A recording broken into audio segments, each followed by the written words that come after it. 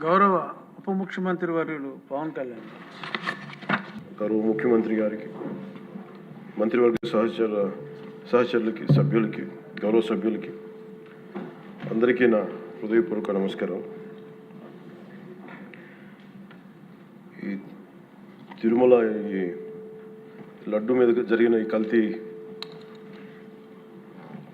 ఈ డిబేట్కి సంబంధించి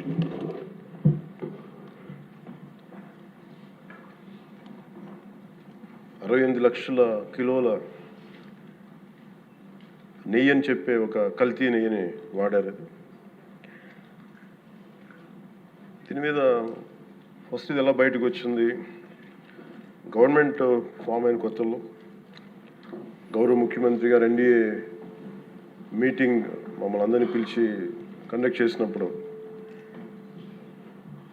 ఆ రోజు ఒక నేషనల్ డైరీ డెవలప్మెంట్ బోర్డు చేసిన రిపోర్ట్ని చదివారు. వీళ్ళు గత పాలనలో ఇది కూడా జరిగింది అనేది టీటీడీ బోర్డు వారి పాలక మండలి చేసిన ఇది కూడా జరిగింది అనేది తెలియజేశారు. అంతే, అక్కడితో అయిపోయింది అధ్యక్ష.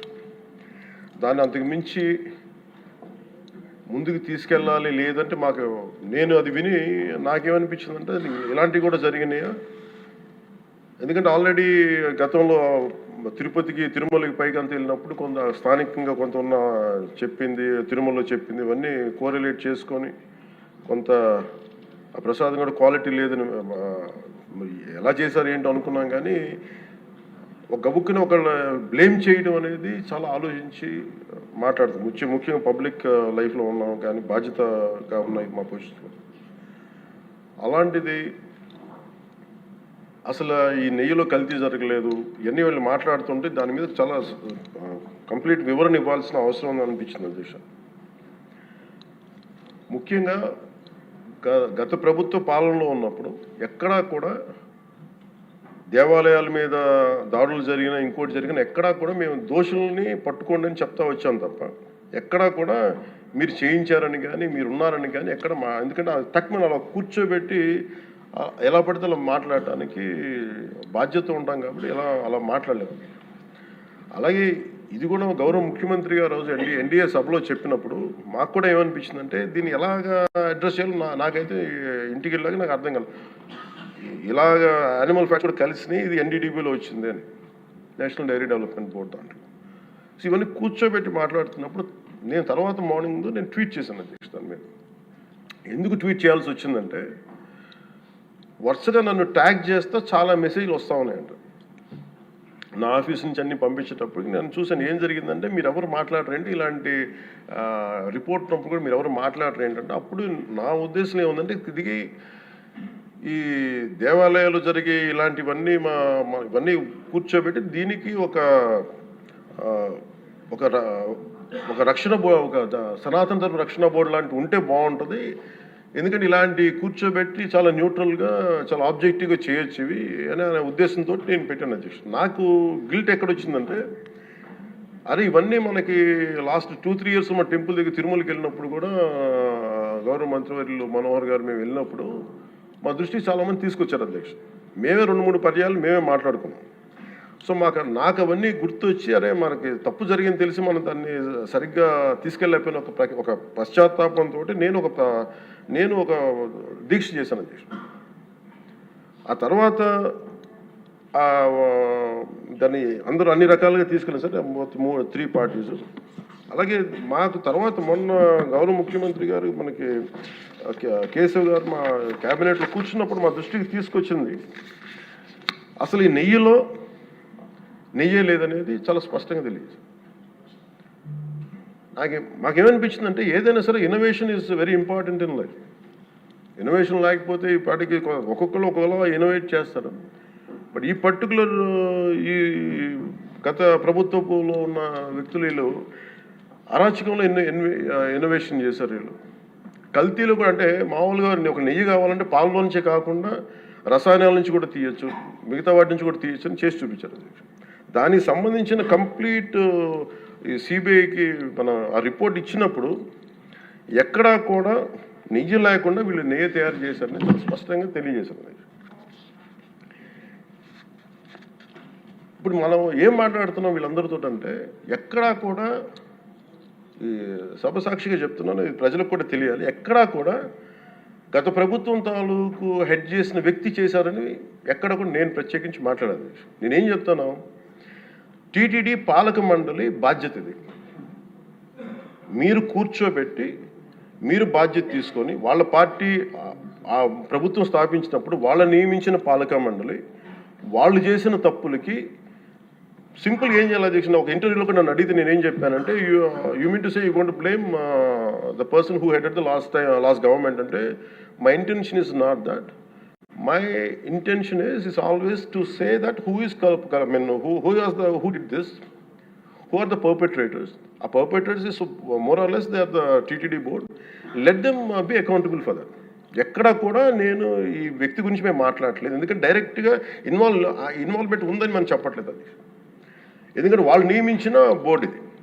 కానీ వాళ్ళు ఏం చేస్తున్నారు అక్కడ కూర్చోబెట్టి, ఎక్కడా కూడా సింపుల్గా ఏం చేయాలి దీక్ష, నిజంగా నేనేం చెప్పాను ఆ ఇంటర్వ్యూలో కూడా, ఆయనే తప్పు, నాకు సంబంధం లేదు, మేము పలానా టీటీడీ బోర్డు చేసింది ఇది, ఆ టీటీడీ బోర్డు మీద మీరు నిష్పక్షపాతంగా ఒక కమిటీ వేయండి, ఆ దోషులు శిక్ష పడేలా చేయండి, వాట్ ఎవర్ దాని అవుట్కమ్ ఏముంటుందో దాన్ని బయట పెట్టండి, ఇంత సింపుల్గా తేల్చేయచ్చు.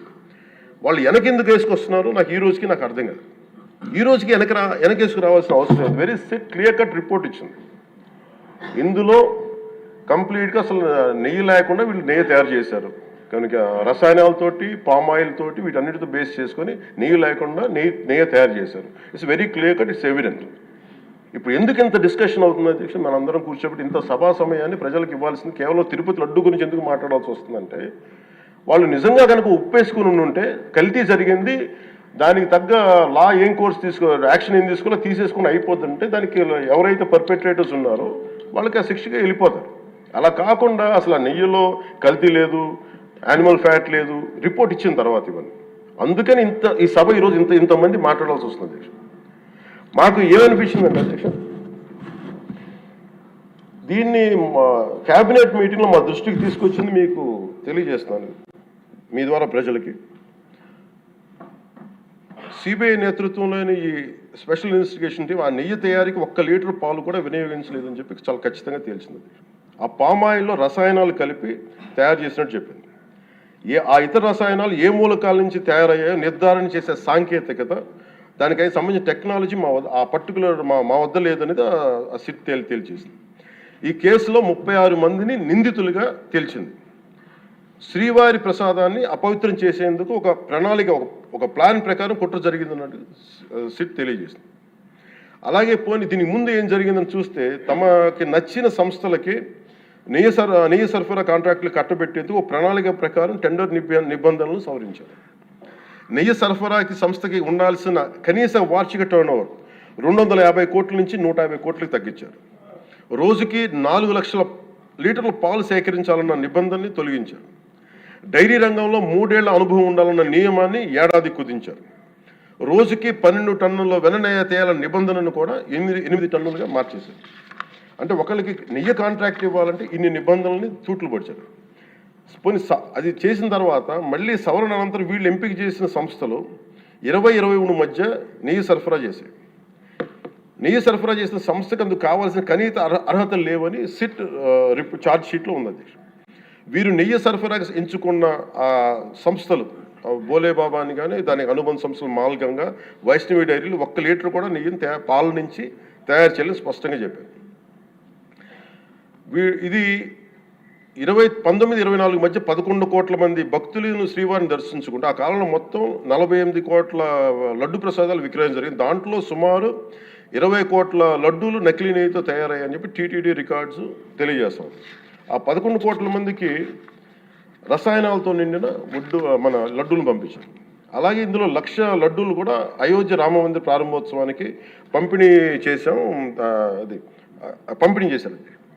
నేను మొన్న మన క్యాబినెట్లో మన గౌరవ ముఖ్యమంత్రి గారు మేమందరం కూర్చొని మాట్లాడుతున్నప్పుడు నాకు పర్సనల్గా నాకు మెసేజ్లు ఏంటంటే, అమరావతి మన ఈ అయోధ్యకి పంపిన లడ్డూలు ఈ లడ్డూలు కాదు, ఇవి వేరే లడ్డూలు. అలా ఎలా తేడా చెప్తారు వీళ్ళు?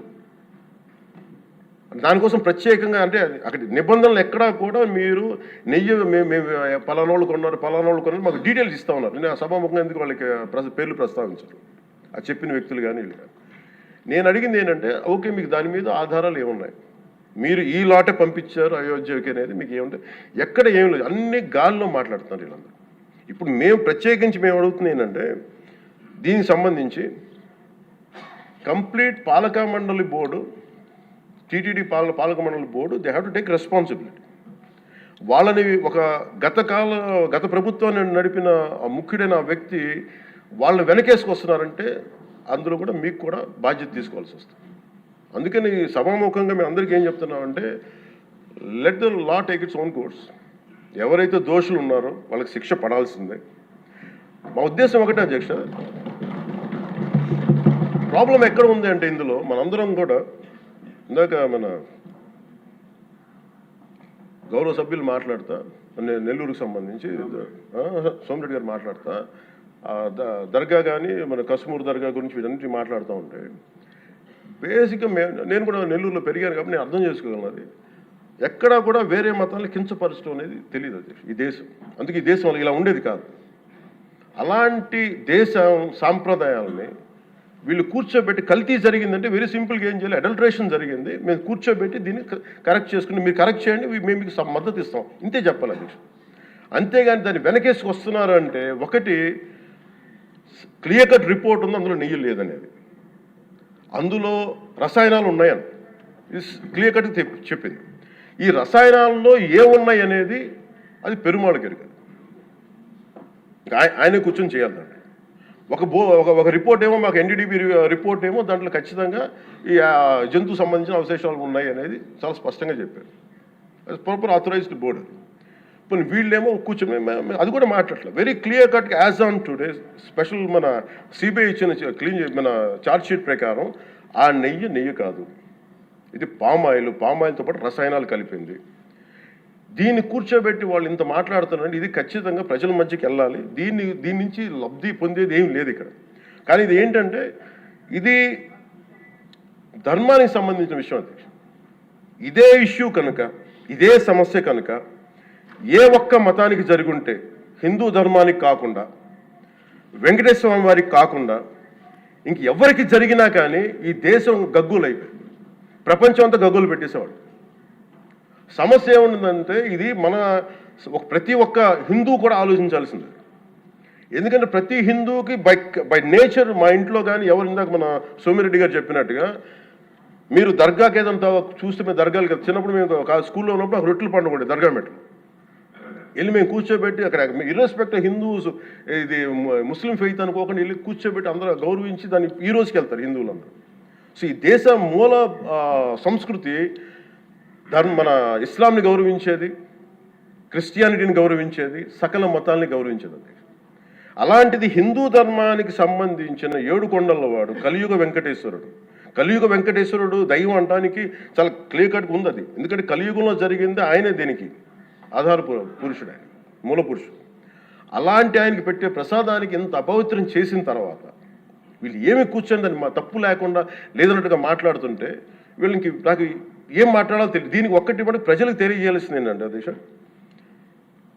ఇదే వేరే ఇస్లాంకి జరిగిన, క్రిస్టియానిటీకి జరిగిన, జీసస్ క్రైస్ట్కి జరిగిన, మహమ్మద్ ప్రవక్తకి జరిగిన, అల్లాకి జరిగిన ఇలా ఉండేది కదా అధ్యక్ష. వాళ్ళు ఆ రోజు మన కౌన్సిల్లో కూడా అలా పటాలు తీసుకొచ్చేవాళ్ళు వేరే ఏ దేవత అయితే. బికాజ్ ఇది హిందువులు కాబట్టి వీళ్ళ కులాలతో ముక్కలుగా అయిపోయి ఉంటారు కాబట్టి హిందువులు తమ మతాలను ఎడాపెడా వీళ్ళు జోకులు వేసుకోగలరు కాబట్టి దీనికి సీరియస్నెస్ లేదు అధ్యక్ష. Before blaming anybody else every Hindu has to take a responsibility for this, every Hindu. ఎందుకంటే మన ఇస్లాంని మనం ఎందుకంత కూర్చోబెట్టంత వాళ్ళు గౌరవించే విధానం చూస్తే నిజంగా మరే మనం హిందూ ధర్మాన్ని పాటిస్తే మనం గౌరవించుకోలేమో అనిపిస్తుంది మనకి. అది మిగతా మతాలను చూసి నేర్చుకోవాలి అధ్యక్ష. వీళ్ళకి ఏముంది, వీళ్ళు ఇంత మాట్లాడుతున్నారు తిరుపతి లడ్డు మీద. నిజంగా వీళ్ళు కనుక మాట్లాడితే అదే వేరే మతం గురించి ఎందుకు మాట్లాడరంటే ఓట్లు పోతాయి అధ్యక్ష. హిందువుల ఓట్లు చాలా ఈజీగా ముక్కలు కులాలను చేసి పెట్టేసి పోతాయి. ఆ వెంకటేశ్వరం కాబట్టి శివుడు ఉంటాడు, శివుడు కాబట్టి అమ్మవారు ఉంటాడు, ఈజీ వాళ్ళకి. ఈ నైజం జనాల్లో మారినంత కాలం ఇలాంటివి జరుగుతూనే ఉంటుంది అధ్యక్ష. వీళ్ళు ఇలాగే మాట్లాడుతూనే ఉంటారు. ఇది లోపల నుంచి మనందరం కదలాలి. ఇర్రెస్పెక్ట్ ఆఫ్ పార్టీస్. నేను వైసీపీలో ఇప్పుడు రాని వైసీపీ నాయకులు కూడా అడుగుతున్నాను, వాళ్ళ మద్దతుదారులు కూడా చెప్తున్నాను ఈ సభాముఖం. మీరు ఎవరన్నా సరే రేపొద్దున్న నుంచి మీరు వెళ్ళి తిరుమలలో వెంకటేశ్వర స్వామిని దర్శించుకున్నప్పుడు, ఆ నిలువెత్తు స్వామివారిని చూసినప్పుడు మీకు గిల్ట్ కలగకపోతే మీరు చూడండి. ఎందుకంటే ఆయన కళ్ళలోకి చూసినప్పుడు మీరు ఇన్ని తప్పులు చేసేవాళ్ళు మేము వెనకేసుకొస్తున్నామని ఎవరన్నా మాట్లాడితే ఆ పాపం వాళ్ళకే కాదు, వాళ్ళకు కూడా చుట్టుకుంటుంది. ఇది ఖచ్చితంగా దీన్ని ఎక్కడో చోట దీనికి ఒక లాజికల్ కన్క్లూజన్ అయితే పట్టుకెళ్ళదు. దోషులకి శిక్ష పడాల్సింది. ఎందుకంటే ఇది ఇక్కడతో ఆగకపోతే ఇది ఒక పరంపర అయిపోతుంది. అందుకని మేము ఖచ్చితంగా I'm committed to get this. Who are are the perpetrator, they should be punished. They should be punished. అలాగే ఒక ముగింపు 2 వాక్యాలు చెప్పి నేను చెప్పి ముగిస్తాను. మన ఈ మధ్య నేను ఆముక్తమాల్యద చదువుతున్నప్పుడు 218వ పద్యం, దాంట్లో ఆయన చెప్పింది ప్రత్యేకించి దేవాలయాల మీద డబ్బుల్ని ఎలా ఉండరు అంటే రాజుకి కర్తవ్యాన్ని ఉపదేశించే పద్యం. ఆయితికానికి ఇవ్వకు మమరాలయ ముఖ్యము, అతడు అర్థతృష్ణాయుతుడై నిజోర్వియగు నష్టికి ఆ ధనమును తరల్చి రాజు ఆయతనమునకు చేర్చు, మరి అట్టిది ఆపత్యము కాన ఒంటిగాడే అధికారి కావలయ ఇంచుకు తిన్నను వాడే రూపురం. మనకు తెలిసిన మహా గొప్ప పరిపాలకులు కృష్ణదేవరాయలు రాసిన అముక్తమాల్యదలోనిది ఈ పద్యం. దేవుడి సేవలో ఎలాంటి వారిని నియమించాలో రాజుకు కర్తవ్యాన్ని ఉపదేశించే పద్యం. రాజు కోసం వసూలు చేసేవాడికి దేవాలయంపై అధికారం ఇవ్వద్దు. అలాంటి వాడు డబ్బు మీద ఆశతో రాజ్యానికి వసూళ్లలో నష్టం వచ్చినప్పుడల్లా దేవుడది ధనాన్ని తరలించి రాజు ఖజానాకు చేర్చేస్తూ ఉంటాడు. అలాంటిది తప్పుడు పని కాబట్టి ఎలాంటి మమకారాలు లేని ఒంటరి వాడే ఆలయానికి అధికారిగా ఉండాలి. ఒకవేళ వాడు దేవుడి సొత్తు తిన్నప్పటికీ ఆ పాపానికి వాడే నాశనం అవుతాడు. కానీ ఆ డబ్బు తెచ్చి రాజుకి చేర్చడం వల్ల ఆ రాజ్యమే నాశనం అవుతుంది అని చెప్తుంది అధ్యక్ష పద్యం. గత ప్రభుత్వ పరిపాలన కాలంలో జరిగిందంతా అచ్చంగా ఇలాగే జరిగింది. అంటే ఇది మనందరికీ కూడా చాలా లోతుగా ఆలోచించాలి. ఇది భగవంతుడికి సంబంధించిన అది. అంతమంది వెళ్ళి వాళ్ళ కర్మని అక్కడ వేస్తారు అధ్యక్ష డబ్బులుగా. ఆ కర్మని ఆ పుణ్యస్థలమే కాపాడాలి. భక్తులు తాలూకు ఆ నిత్య 7 కొండల వాడి నామస్మరణే కాపాడు తప్ప ప్రజలు చేసిన కర్మను ఎవరైతే భగవంతుడి సొమ్ముతో ఆడుకుంటారో, భగవంతుడి డబ్బును దోచేస్తారో తరాలు కూడా లేచిపోతాయి. చాలా జాగ్రత్తగా ఉండాలి. ఇది ఎంత మనం ఇది చాలా పుణ్యకార్యాలకు ఇవ్వాల్సింది. అందుకని వీళ్ళందరికీ కూడా ఇప్పటికైనా దీనికి కల్తీ జరిగింది వాళ్ళు ఒప్పుకుంటామని చెప్పి వాళ్ళు నిజానికి ఇంకా ఇబ్బంది లేకుండా ఇంకా మళ్ళీ దీని గురించి మీరు ఢిల్లీకి వెళ్ళి కోర్టులు వేసే కొద్దీ మీ పాపం పెరుగుద్దే తప్ప మీ నాశనం కొంచెం ఫాస్ట్ అవుద్ది తప్ప ఇదైతే తగ్గదు. అందుకని దయచేసి అందరం ఈ ఒక్కటి అధ్యక్షుడు ఇంకొక మరో మాట చెప్పి మీరు ఎక్కడో చోట ఈ దేశం హిందూ దేవతల మీద హిందూ ధర్మం మీద దాడి జరుగుతున్నప్పుడు irrespective of political parties, irrespective of what you are, where you are, which language you speak, ఏ భాష మీరు మాట్లాడతారు, మీరు ఏ కులస్తులో తెలియదు, కానీ హిందూ ధర్మాన్ని మటుకు దాడి జరుగుతున్నప్పుడల్లా ముక్త కంఠంతో ఏకాభిప్రాయంతో ఖండించకపోతే మటుకు ఇలాంటి పరంపర కొనసాగుతూనే ఉంటుందని తెలియజేసుకుంటూ సెలవు తీసుకుంటాం. చాలా పవన్ కళ్యాణ్ గారు చాలా అత్యద్భుతంగా ప్రజల్ని ఆలోచింపజేసే విధంగా చాలా అద్భుతంగా మాట్లాడారు. అప్పుడే అయిపోయిందా అని ఫీల్ అయ్యేలాగా చేశారు. ధన్యవాదాలు. ఇప్పుడు గౌరవ